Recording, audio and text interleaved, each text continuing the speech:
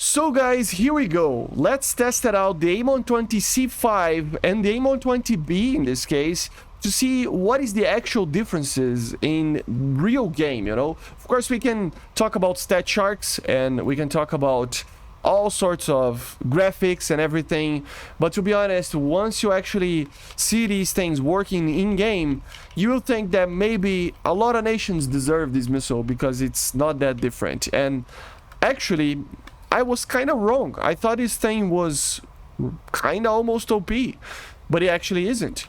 It is actually pretty okay. I don't know why this missile wasn't added before, actually. So it's kind of weird. But yeah, let's take a look on how it performs. So we did various amounts of tests over here. We are climbing to shoot. We are in a replay over here in the dev server, of course. And we're gonna shoot and see how they perform. We're gonna shoot in a succession, of course, and with that we can actually properly take a look on the performances, kinda, okay? Not only looking at graphics, but also looking at the real thing. While we wait for us to climb, I will just say this once. If you want to help the channel, link is in the description for our PayPal. We are trying to get money to buy a new GPU. Waiting for the right sale, guys. Waiting for the right sale. But it's still, if you want to donate, it's there, okay? So yeah, let's go. So we are close to the firing position. We fire the B first and then the C. Okay, so let's take a look. First thing is the maximum speed. So we're gonna dive down on the speed over here.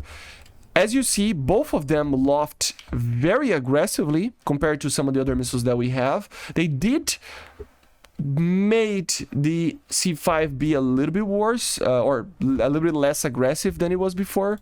But anyway, so yeah, it's climbing, 3.9 Mach, 4.0 Mach, 4.04, and then we go. More or less 4.05, okay? This is the max speed that this missile actually got. And of course, with the new engine and the different drag that the C5 has, it will have a little bit more speed. So let's see the maximum speed that the missile gets. So we're looking at Mach over here, right? So there you go, already matched the B's energy. And there you go, boys. It's already losing thrust. See, it was 4.15.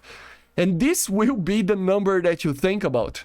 So let's do another test over here. So let's wait for that missile, the B1, to reach 10 kilometers. So it traveled already 10 kilometers. Look at the speed, 3.77. So remember that number, 377. So let's wait for the 10 kilometers. 8 kilometers, 9,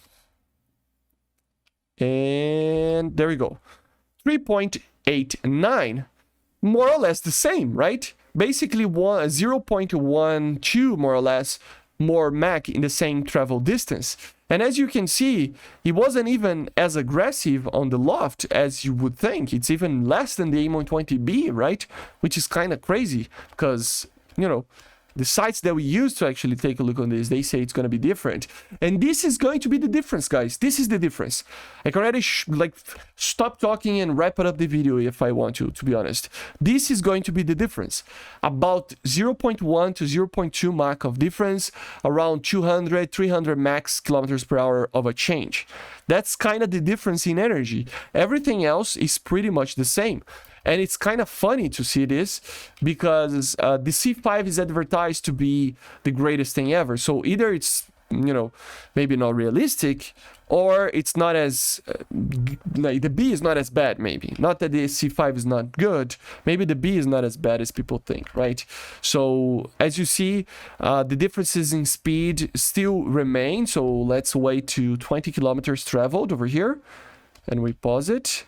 So max 3.31. So 3.31, let me just do this. And 3.44. So the same exact difference of around 0.1 something, you know, 1.2, 1.3 Mach of difference. And if you take a look on the actual speed is around 200 to 300 kilometers per hour, a little bit more, a little bit less. And something, of course, eventually will happen, which is the C5 will eventually bypass the B. So yeah, it will eventually pass them, right? So yeah, you can see the difference there. This is one speed. Look at that. It's actually catching up, not by much. It has like 200 kilometers per hour more at these speeds. But look at this.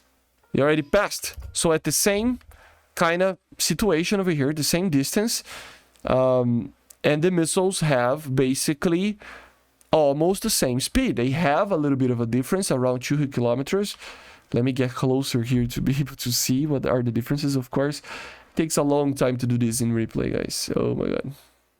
So yeah, we can see, right, that we are around the same distance over here. So 41.8, 40.8 kilometers. Of course, it traveled a little bit less because the loft was a little bit less aggressive. But take a look on this. It's 160 kilometers per hour. Mach 0.13 of difference.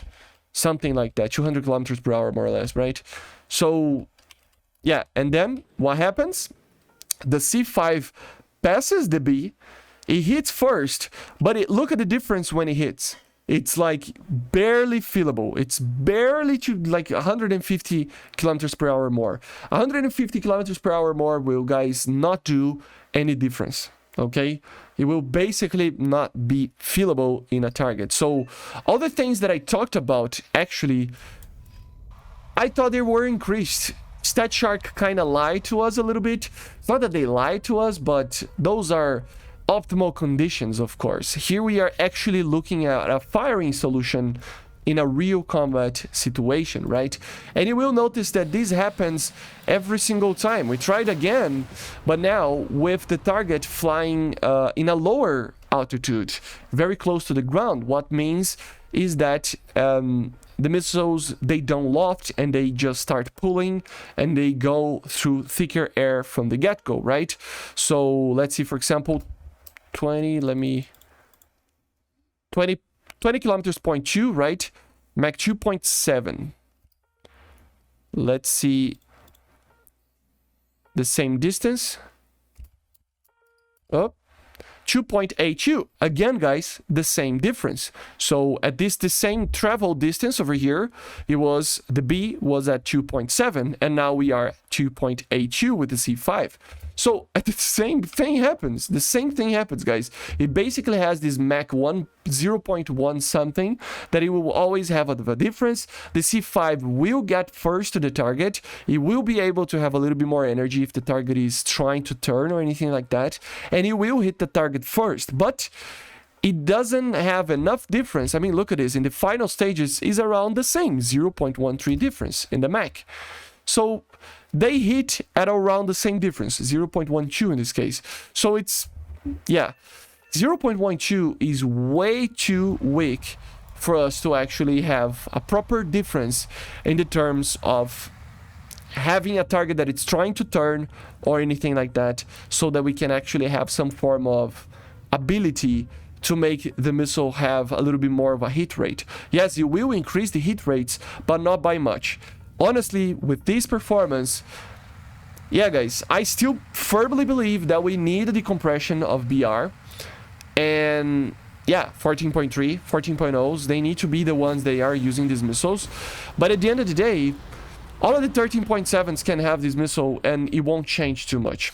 You know, I would imagine that the R77-1 also has this level of, you know, line of thinking as well. So it's kind of funny, right? And they are very easy to be defeated as well. I was maintaining the soft lock over here, but look at the missiles. He notched, and yeah, he didn't even have to fire one flare or anything like that. And the missiles were, you know, kaput, basically. So it's kind of funny how it works, because, for example, here, I tried to maintain the soft lock, of course, and we were kind of too close, so we decided to just go away a little bit.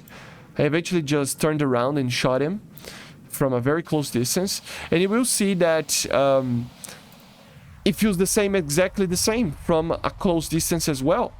So you will see that the AIM-120B and the C, they will have basically the same difference. So while they are burning, of course, they will burn in a very different way.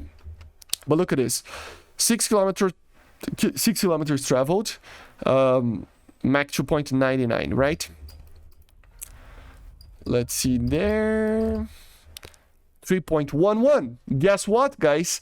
The same exact 0.12 of difference in max speed.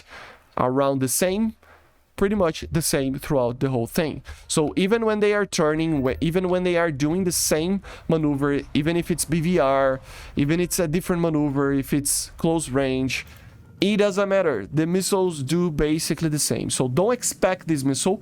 For now, of course, everything is subject to change. But all these missiles, guys, the C5s, they are not the end of the world, okay? These are not going to be able to make you lose all the targets or gain all the targets or anything like that. They are going to be basically just as effective. Just like I said, I mean, they can have a situation where maybe we have to have 13.7s with these missiles to be balanced, right? Let's see again in a very different situation over here, because the B kind of delayed a little bit of the turn. So it means that because it was fired before, right? So it means that it turned a lot more at first. So you can see, for example, here at 15.5 kilometers, Mach 1.67, right?